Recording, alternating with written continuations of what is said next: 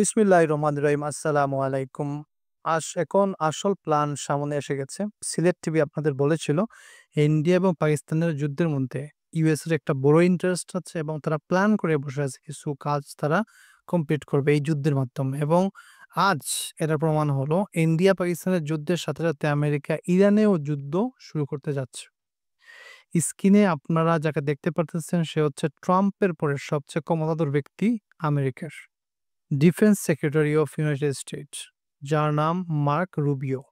সে বলতেছে প্রথমে পাকিস্তানের উচিত পেহেলগাম অ্যাটাক নিয়ে ইন্ডিয়ার সাথে আলোচনা করা এবং একটি সমাধানে আসা। এর মানে কি?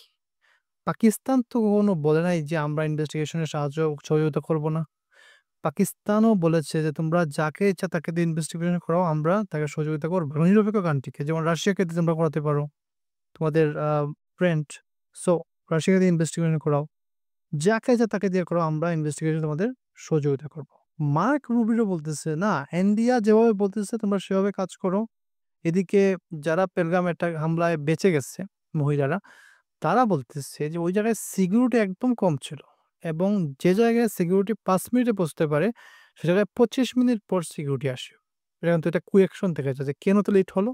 সো আপনি চিন্তা করতে পারেন যে যদি ইনভেস্টিগেশন হয়, নিরপেক্ষ ইনভেস্টিগেশন হয়, তাহলে প্রথমে কিন্তু তারা কোয়েকশন করবে যে এই সিকিউরিটির প্রবলেম কেন ছিল এবং এত কম সিকিউরিটি কেন ছিল ওই জায়গায় এবং লেট করে কেন আসলো। এটা কিন্তু প্রথমে কোয়েকশন ধরে যাবে।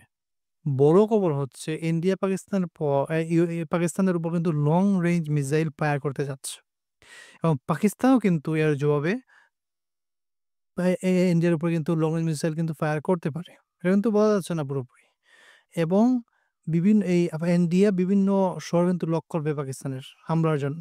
কিন্তু এর উল্টো যখন জবাব দেবে, তারাও কিন্তু ইন্ডিয়া বিভিন্ন শহরকে লক করতে পারে মিসাইল হামলা করার জন্য। এটা কিন্তু একদম সাধারণ বিষয়। সবচেয়ে ভয়াবহ যুদ্ধ শুরু হতে যাচ্ছে ইরান এবং আমেরিকার মধ্যে। মার্ক রুবিও প্রথমে পাকিস্তানকে ধমকি দেয় এবং আমেরিকা কিন্তু এভাবে বলে নাই যে সৌদি আরবের মতো যে তোমরা একসাথে বসো এবং সমাধান করো, যাতে তোমরা যুদ্ধ পরিহার করো। ঠিক আছে? এভাবে কিন্তু বলে নাই। সে বলতেছে তোমরা আলোচনা করো, ধমকি দিচ্ছে পাকিস্তানকে।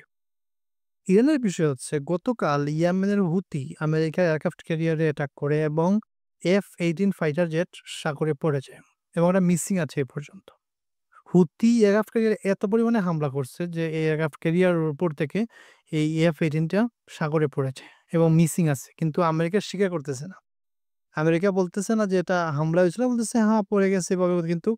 এবং এখানে কোয়েকশন আসতেছে যে এয়ারক্রাফট ক্যারিয়ারের ডিফেন্স সিস্টেম কি কাজ করতেছে না এই মিসাইলের বিরুদ্ধে? মনে হচ্ছে না, কাজ করতেছে না আসলে। প্রধান নিউজ হচ্ছে হুথি যে মিসাইল ব্যবহার করছে এই হামলার জন্য সেটা কিন্তু নতুন টাইপের মিসাইল, অ্যাডভান্স মিসাইল, যেটা কয়েকদিন আগেই হয়তো বা ইরান তাদের পাঠিয়েছে।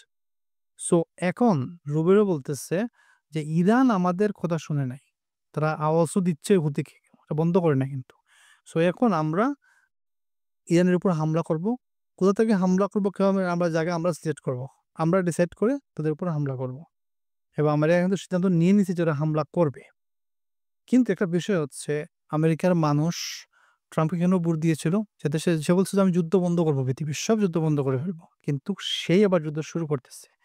মেইন কালফিট হচ্ছে নেতানিয়াহু, ইসরায়েলের প্রেসিডেন্ট। ইরান কিন্তু বলছিল যে আমেরিকার সাথে আমাদের ডিল হতে যাচ্ছে, আমরা ডিল করে ফেলবো।